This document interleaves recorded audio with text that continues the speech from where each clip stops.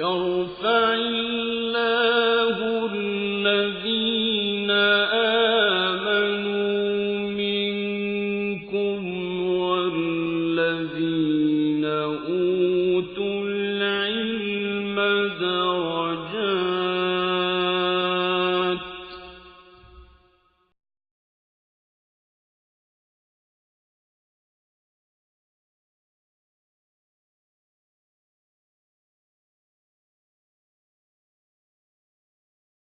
الحمد لله رب العالمين والصلاة والسلام على سيد الرسل وخاتم النبيين سيدنا ونبينا ومولانا محمد صلى الله عليه وسلم وعلى آله وصحبه أجمعين.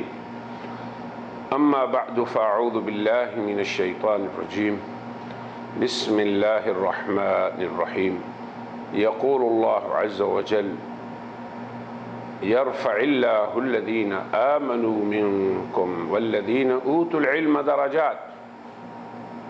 وقال أيضا: إنما يخشى الله من عباده العلماء. وقال النبي صلى الله عليه وسلم: علماء أمتي كأنبياء بني إسرائيل. وقال أيضا: العلماء ورثة الأنبياء. وقال النبي صلى الله عليه وسلم: الدين النصيحة. صدق الله العظيم وصدق رسوله الكريم. اما بعد، ناظرین کرام،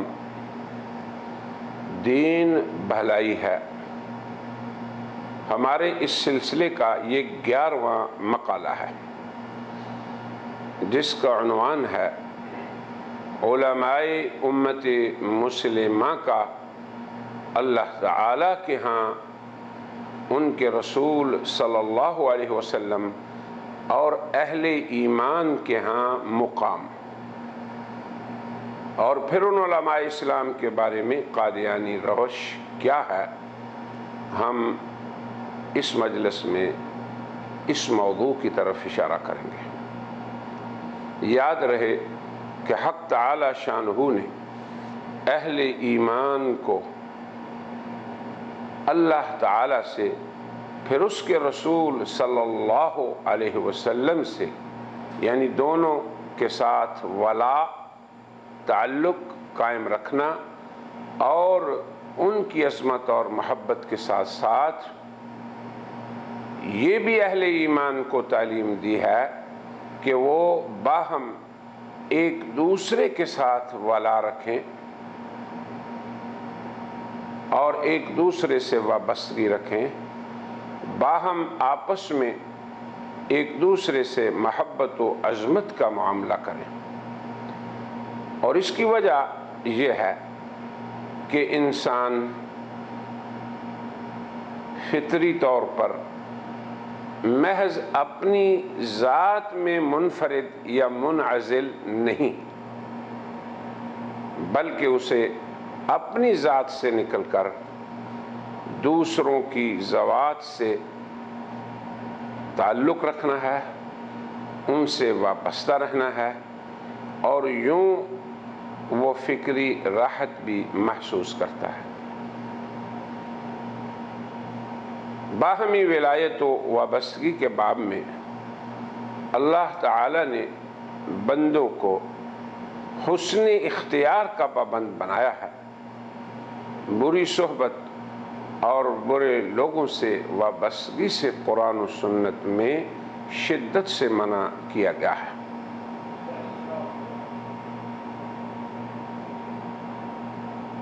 اس کی نہی والی آیات کثرت سے موجود ہیں. اس کے ساتھ ساتھ اہل ایمان کو اللہ تعالیٰ نے صادقین، سچوں، اور مومنین یعنی ایمان والوں کی صحبت اختیار کرنے کا حکم عطا فرمایا ہے.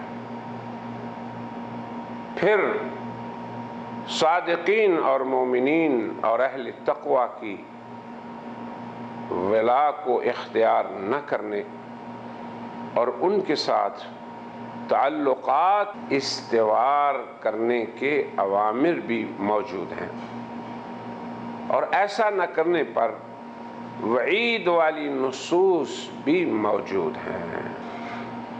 ارشاد ربانی ہے، یا ایھا الذین آمنوا اتقوا اللہ وکونوا مع الصادقین، اے ایمان والو اللہ کا تقوی اختیار کرو اور صادقین کی معیت میں رہو۔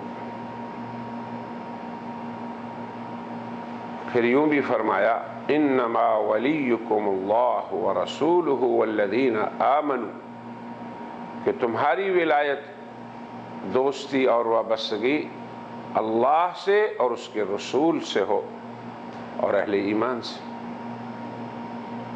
اسی طرح ارشاد ربانی ہے، یا ایھا الذین آمنوا لا تتولوا قوما غضب اللہ علیہم، اے ایمان والو تم اپنی ولا اور وابستگی ان لوگوں سے نہ رکھو جو اللہ کے ہاں مغضوب علیہ ہیں۔ نیز فرمایا، اے ایمان والو لا تتخذوا الیہود والنصارى اولیاء، تمہاری ولا اور وابستگی یہود و نصارہ سے نہ ہو۔ اور فرمایا، جو کوئی ان سے وابستگی رکھے گا وہ انہی میں شمار کیا جائے گا۔ تو ولا، دوستی، وابستگی، محبت اور باہمی مودت بہت سی قرآنی آیات اور حضور اکرم صلی اللہ علیہ وسلم کی سنت میں اس بارے میں ارشادات موجود ہیں، اور ساتھ ہی اللہ تعالیٰ اور اس کے رسول نے اہل کفر کی ولا سے منع بھی فرمایا۔ اسی طرح کے بہت سارے ارشادات کتاب و سنت میں موجود ہیں جن میں باری تعالیٰ نے اہل ایمان کو کفار کی ولا اور ان سے وابستگی سے منع کیا ہے، اور اہل ایمان کو ایمان کی بنیاد ہی پر تعلقات قائم کرنے کی ترغیب دی ہے۔ ارشاد باری تعالیٰ ہے، وَمَن يَتَوَلَّ اللَّهَ وَرَسُولَهُ وَالَّذِينَ آمَنُوا فَإِنَّ حِزْبَ اللَّهِ هُمُ الْغَالِبُونَ، اور جو کوئی اللہ اور اس کے رسول اور مومنین سے وابستگی رکھے سو یقیناً اللہ ہی کی جماعت غالب ہونے والے ہیں۔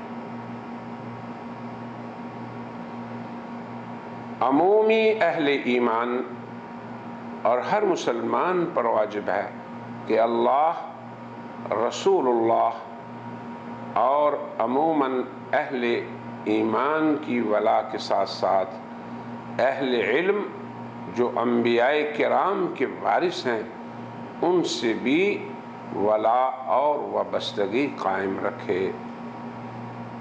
انہی کے بارے میں ارشاد ربانی ہے، انما یخشی اللہ من عبادہ العلماء، اللہ کے بندوں میں سے علماء اللہ سے ڈرتے ہیں۔ اللہ کا تقوی وہ خصلت حمیدہ ہے جسے خود باری تعالیٰ نے علماء کا وصف بتایا ہے۔ نیز ارشاد ربانی ہے، یرفع اللہ الذین آمنوا منکم والذین اوتوا العلم درجات، اللہ اہل ایمان کو سربلند کرتے ہیں اور اہل علم کے لیے درجات ہیں۔ علماء اسلام کو حق تعالی شانہ نے مقام رفعت عطا فرمایا ہے، وہ اس امت مسلمہ کا افضل ترین طبقہ ہیں، وہ انبیاء کے وارث ہیں، اس لیے کہ انبیاء کی میراث مال و دولت نہیں، علم شرعی ہے جس کے علماء حضرات حامل ہیں۔ علماء کرام ہی امت میں قرآن و سنت کی محدود کردہ حدود کو سلجھانے والے ہیں، انہیں بیان کرنے والے ہیں اور دین کی اقامت کے لیے کوشاں رہتے ہیں۔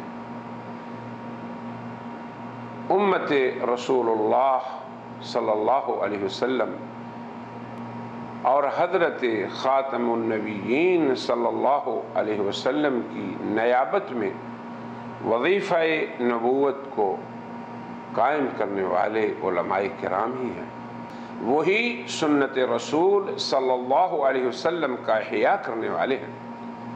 کتاب و سنت ان کی وجہ سے اور وہ کتاب و سنت کی وجہ سے قائم ہیں۔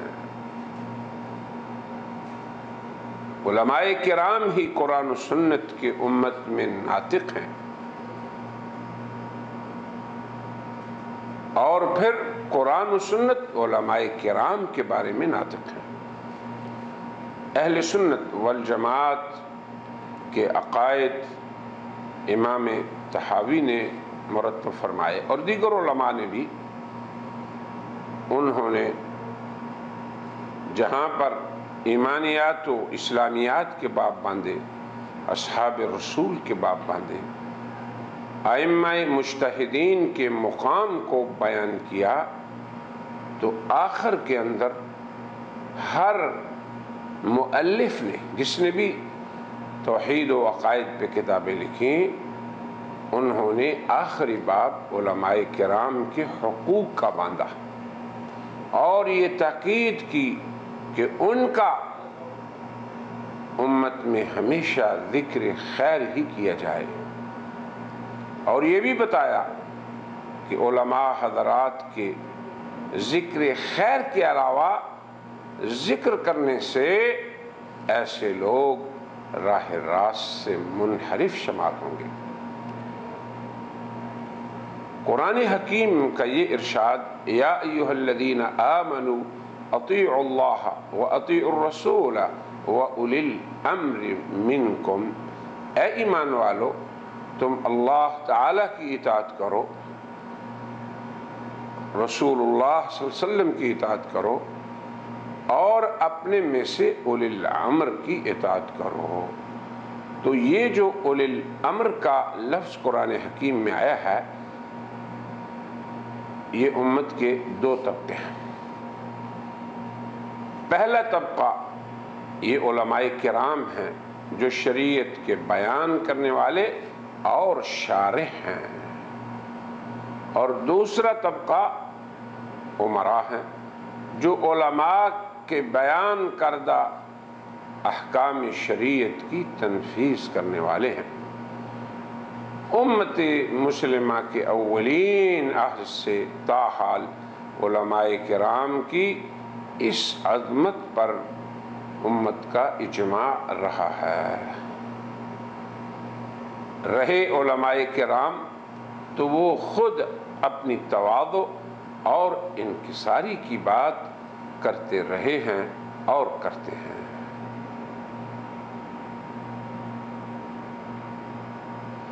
اور امت کے اندر اپنے علماء کرام کی عظمت، ان کی جلالت اور ان کی مخدومیت تسلسل سے رہی ہے۔ یہ تو ایک طرف امت مسلمہ کے خواص و عوام کا اپنے علماء کرام کے بارے میں تعامل رہا۔ اس کے برعکس مرزا غلام احمد قادیانی کے نظریات ہیں، اور وہ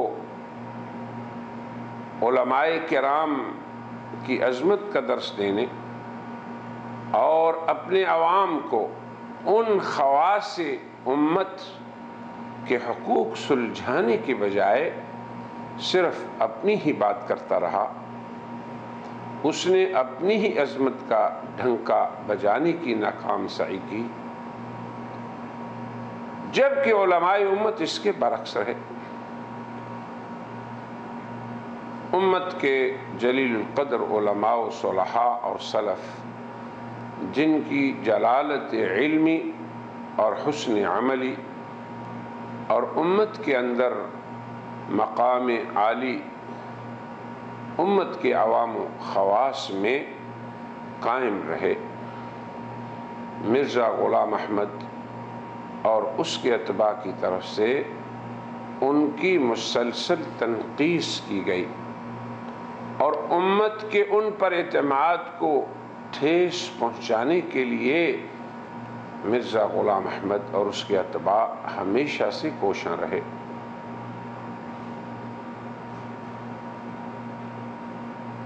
وہ خود تو خاتم الاولیاء کا مدعی ہو گیا اور اس نے کہا کہ میں خاتم الاولیاء ہوں، اور اسی ڈگر پر قادیانیت اور اس کے ابلاغ عامہ آج تک گامزن ہیں۔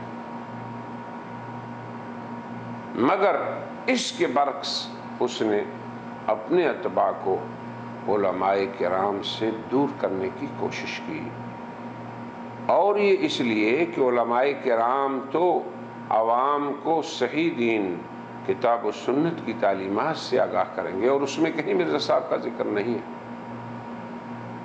اپنی خطبہ الہامیہ کے صفحہ 7 میں اپنے عربی کلام میں خود اپنے لیے مقام خاتم الاولیاء کا دعویٰ کرنے والا یوں رقم تراز ہے: انا خاتم الاولیاء لا ولی بعدی الا الذی هو منی وعلی عہدی ارسلت من ربی بكل قوة وبركة وعزة وإن قدمي هذه على منارة يختتم عليها كل رفعة۔ میں خاتم الاولیاء ہوں، میرے بعد کوئی ولی نہیں سوائے اس کے جو مجھ سے ہو اور میرے عہد پر ہو۔ میں اپنے رب کی طرف سے پوری قوت، برکت اور عزت و شوقت کے ساتھ بھیجا گیا ہوں۔ میرے قدم ایسے منارے پر ہیں جہاں تمام بلندیاں ختم ہوتی ہیں۔ اسلام میں تو مقام نبوت ہی وہ منصب ہے جس کے لیے دعویٰ کرنا اور دیگر کو اس کی دعوت دینا اس کا نبی مامور ہوتا ہے۔ رہا مقام ولایت تو ولی کے لیے دین اسلام میں اپنے آپ کو کسی دعوی کے تحت پیش کرنا یہ معمول بھی نہیں۔ اسلام کی تعلیمات اور علماء امت اور اولیاء اسلام کی سنت اور طریقہ کار کے یہ خلاف عمل ہے کہ کوئی شخص نبی نہیں، وہ اللہ کا ولی ہے، پھر وہ کسی دعوے کا مدعی ہو۔ مرزا غلام احمد نے اس معمول بہی طریقہ کے برخلاف نہ صرف اپنے لیے ولایت کا دعویٰ کیا بلکہ ولایت کو صرف اور صرف اپنی نسبت ہی میں منحصر کر دیا۔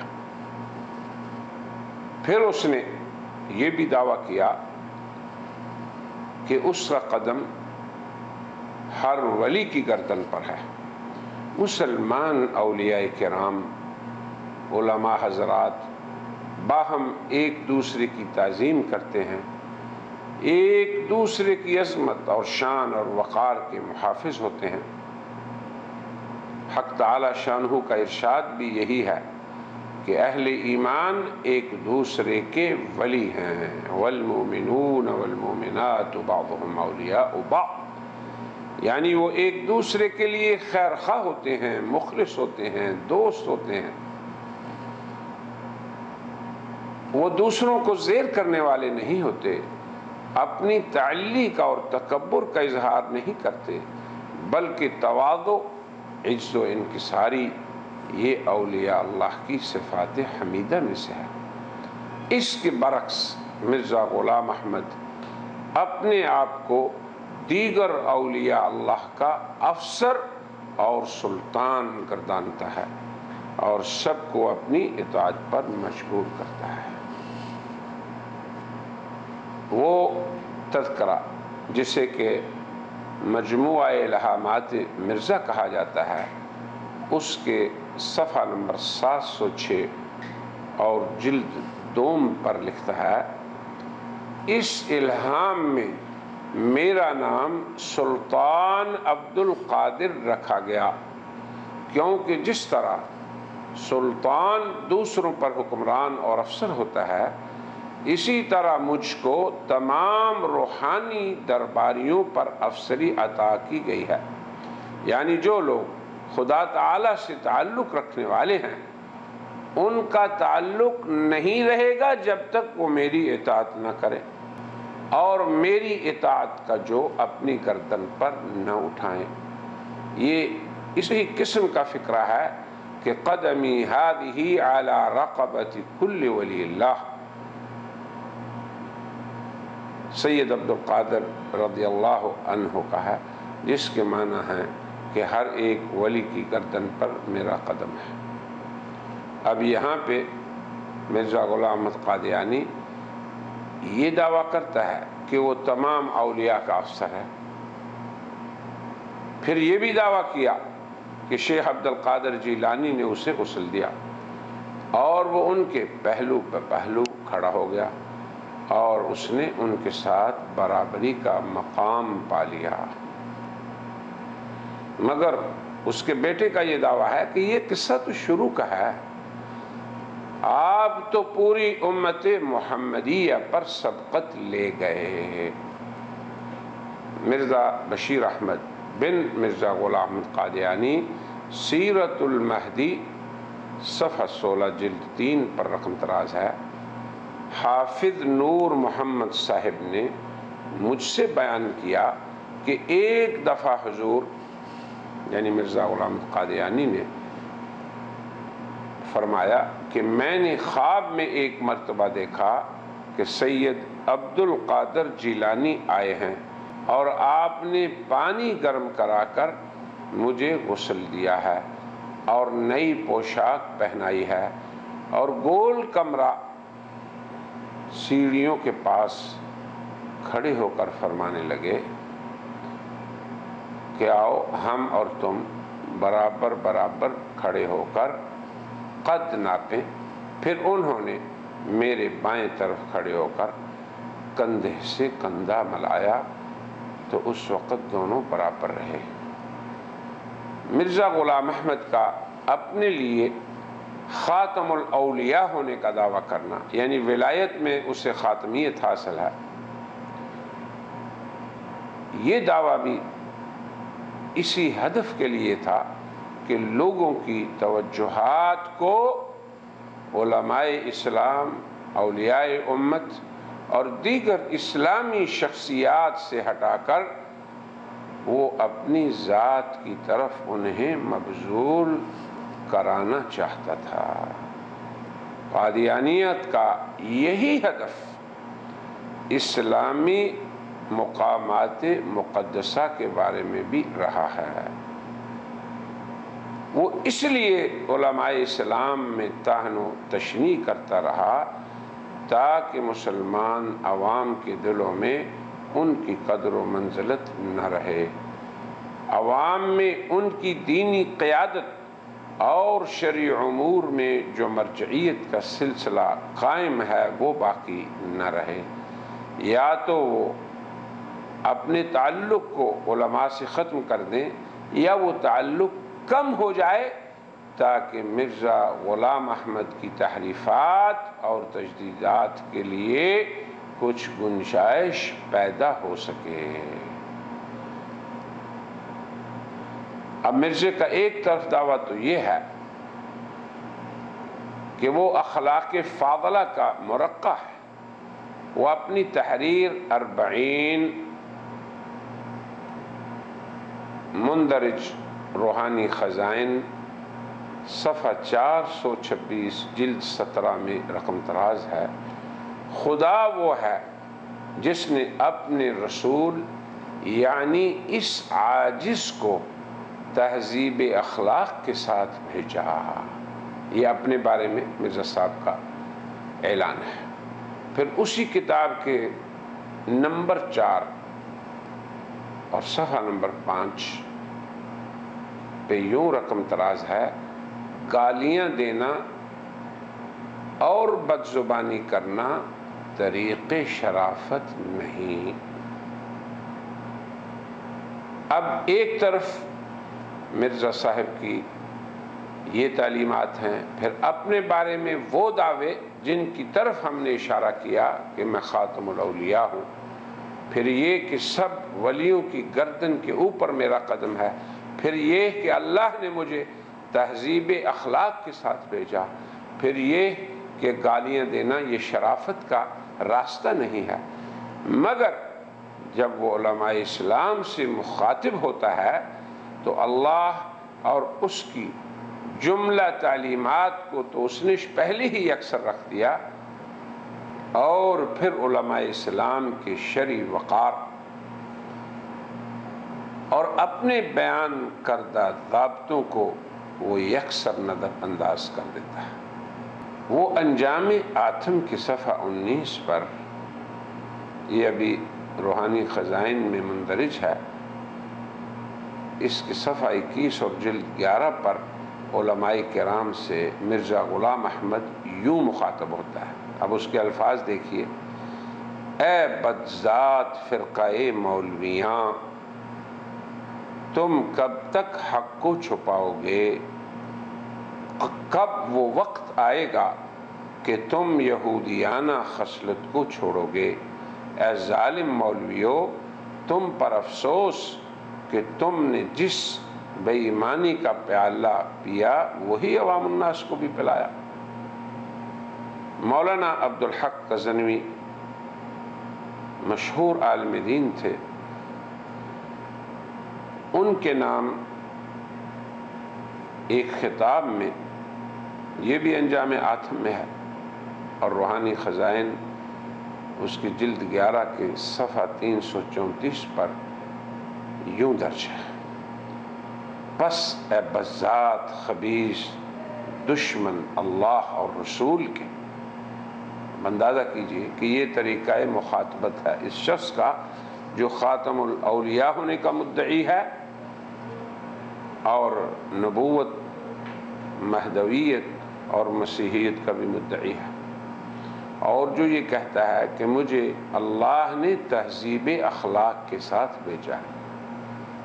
وہ ان سے یوں مخاطب ہوتا ہے: اے بذات یہودی صفت، پادریوں کا اس میں منہ کالا ہوا اور ساتھ ہی تیرا بھی، اور پادریوں پر ایک آسمانی لعنت پڑی اور ساتھ ہی وہ لعنت تجھ کو بھی کھا گئی. پھر عام امت کے علماء اسلام کے بارے میں مجموعی طور پہ مرزا کا خطاب اور طرز تخاطب یوں ہے. وہ انجام آتم کے صفحہ 316 اور 17 میں یوں مخاطب ہوتا ہے: یہودیوں کے لیے خدا نے اس گدھے کی مثال لکھی ہے جس پر کتابیں لدی ہوئی ہوں، مگر یہ علماء خالی گدھے ہیں، یہ اس شرف سے بھی محروم ہیں جو ان پر کوئی کتاب ہے. اب وارثان انبیاء جن کے بارے میں حق تعالی شانہ یہ فرمائیں کہ یہی لوگ اہل تقوی ہیں، نیز یہ فرمائیں کہ یہ لوگ، ان کے درجات کو اللہ نے بلند فرمایا ہے. پھر اللہ تعالیٰ کے رسول یہ فرمائیں کہ یہ انبیاء بنی اسرائیل کی طرح ہیں، اور پھر یہ بھی فرمائیں کہ میری امت کے علماء انبیاء کے وارث ہیں. مرزا غلام احمد ان کے خلاف بد زبانی اور بد اخلاقی کی تمام حدود توڑتا ہے، بلکہ انہیں عربی میں، اردو میں اور دیگر زبانوں میں وہ متون کرتا ہے. علماء کرام کے ساتھ عربی میں انداز تخاطب ملاحظہ ہو: مولانا سعد اللہ لدھیانوی کو گالی دیتے ہوئے مرزا نے سارے ریکارڈ توڑ ڈالے.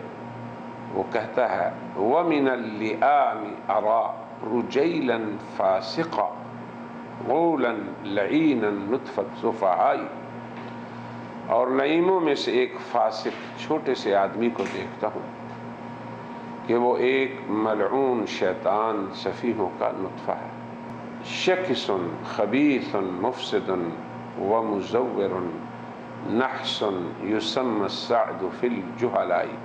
اس کا اردو ترجمہ یہ ہے بدگو، خبیث، مفسد، ملمساز، منحوس، اور جاہلوں میں اس کا نام سعد ہے. پھر انہیں کہتا ہے آذیتنی خبثا فلست بصادق ان لم تمت بالخزي یا ابن بغائی. تو نے اپنی خباثت سے مجھے اذیت دی، اندازہ کیجئے اے کنجری کے بچے، اگر تو ذلیل ہو کر نہ مرا تو میں سچا نہیں. کیا یہ طریقہ تخاطب ہے؟ ایسی گفتگو تو کوئی عام مسلمان بھی اختیار نہیں کر سکتا کہ اپنے مخالف کو ان القاب سے یاد کرے. پھر اپنے زمانے کے مشاہیر علماء کرام، فقہاء اعظام، محدثین حضرات، جن میں حضرت مولانا احمد علی سہارنپوری، مولانا رشید احمد گگوہی، مولانا محمد حسین بٹالوی، مولانا عبدالحق دہلوی، پیر مہر علی شاہ صاحب گولڑوی، یہ سب علماء کرام حضرات، کوئی بھی مرزا غلام احمد کی گالیوں سے محفوظ نہ رہ سکا.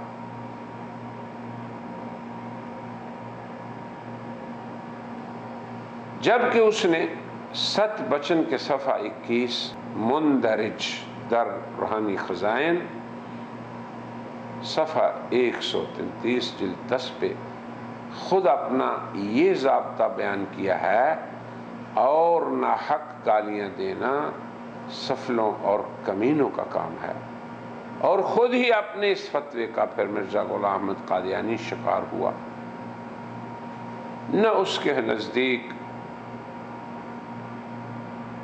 اہل علم مقدس رہے، نہ اسلامی مقدسات رہے، نہ علماء کرام لائق تعظیم رہے. اگر کسی کی شخصیت رہی تو وہ صرف مرزا غلام احمد قادیانی کی. اگر کوئی مقام مقدس رہا تو وہ حرم قادیان اور مرزا کی قادیان کی مسجد اقصی اور اس کا منارہ، جس پر قادیانیت کے مسیح نے اترنا تھا. مگر عجیب بات یہ ہے کہ وہ منارہ بھی قادیانی مسیح موعود کی وفات کے بعد پایہ تکمیل کو پہنچا. ہم نے ان سطور میں جو مرزا غلام احمد کا اسلوب تعامل ذکر کیا علماء امت کے ساتھ، پھر ان لوگوں کے ساتھ جن کا قرآن حکیم نے ذکر خیر فرمایا اور علماء اسلام نے انہیں خیر کے علاوہ ذکر نہ کرنا، اسے منحرف لوگوں کا راستہ بتایا. اب آپ خود اندازہ لگا لیں. ہم نے قادیانیت کے اصل مراجع سے مرزا غلام احمد قادیانی کے علماء امت کے ساتھ تعامل کا حوالہ دیا ہے. ہم چاہیں گے کہ ابنائے ملت قادیانیت فکر و تأمل کریں کہ کس طرح مرزا غلام احمد نے ان علماء کرام جن کے مقام کو قرآن و حدیث نے بیان فرمایا، جن کے ذکر خیر کو علماء عقائد نے صحیح روش کہا ہو اور ذکر خیر کے علاوہ ان کے ذکر کرنے کو اہل انحراف کا طریقہ بتایا ہو۔ ان مذکورہ حوالوں میں غور کیجئے کہ جس طرح مرزا غلام احمد اور قادیانی زعماء کے ہاں مقدس مقامات صرف وہی ہیں جن کی نسبت مرزا غلام احمد قادیانی سے ہو، اسی طرح رجال کے اندر بھی مقدس صرف مرزا غلام احمد قادیانی ہی کی ذات ہے۔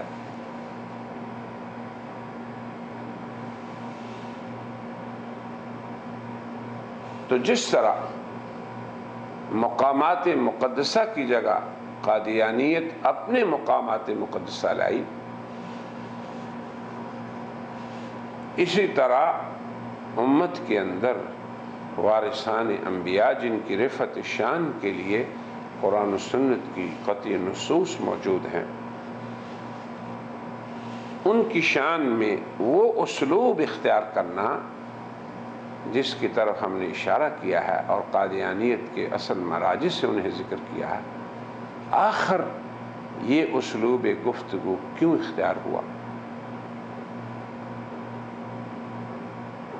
ہاں، یہ تجدیدی امر ضرور ہے مگر مسلم مجددین کا نہیں۔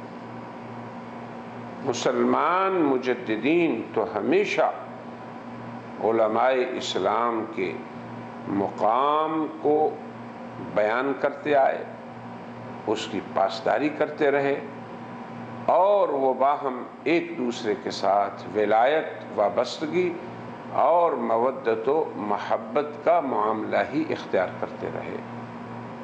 مگر یہ صرف مرزا صاحب کی تجدید ہے یا ان کا تجدیدی عمل ہے کہ جن لوگوں کی رفعت شان قرآن نے بیان کی ہو، جن کے بارے میں امت کو نصیحت اور وصیت اس کے رسول نے کی ہو، ان کے بارے میں اس طرح کی زبان درازی، تو یہ تجدیدی عمل مرزا غلام احمد قادیانی کا ہے۔ اس لیے ہم ابنائے ملت کو کہیں گے کہ خدا را غور کیجئے کہ جنہیں حق تعالی شانہ رفعت دیں، جنہیں قرآن کی نصوص معظم ٹھہرائے، ان کی توہین اور ان کی شان میں طعن و تشنیع انسان کو کہیں کا نہیں چھوڑتا۔ خدا را سوچئے، راہ حق اختیار کیجئے، سبیل ہدایت پہ چلیے اور امت کے دھارے سے باہر نہ نکلیے، ان تعلیمات کو اپنائیے جو اللہ اور اس کے رسول نے اپنے صحابہ کو عطا کی، صحابہ نے اپنے شاگردوں کو عطا کی، اور پھر اسی طرح وہ تعلیمات امت مسلمہ میں اہل علم کے ایک طبقے سے دوسرے طبقے کو منتقل ہوتی ہوئی مسلسل سند کے ساتھ ہم تک پہنچی۔ انہی تعلیمات سے وابستگی میں ہمارے لیے اور آپ سب کے لیے خیر ہے۔ یقین کیجئے کہ ہمارا دین بھلائی ہے، ہم صرف آپ کی اور انسانیت کی بھلائی ہی چاہتے ہیں۔ ہماری دعا ہے کہ حق تعالی شانہ انسانیت کو عموماً اور ابنائے ملت قادیانیت کو خصوصاً اس اسلوب تعامل سے جس کا ہم نے ذکر کیا علماء کرام کے بارے میں، اس سے اجتناب کی توفیق عطا فرمائے، اور اللہ کی توفیق سے ہی وہ لوگ سبیل ہدا پر چلنے والے بن جائیں اور اس روش کو ترک کر دیں جس کی تعلیم مرزا غلام احمد قادیانی نے دی تھی۔ اللہ تبارک و تعالی اہل اسلام کو حق پہ استقامت اور دیگر بھولی بھٹکی انسانیت کو راہ حق ان پہ روشن فرما دیں۔ وآخر دعوانا ان الحمد للہ رب العالمین۔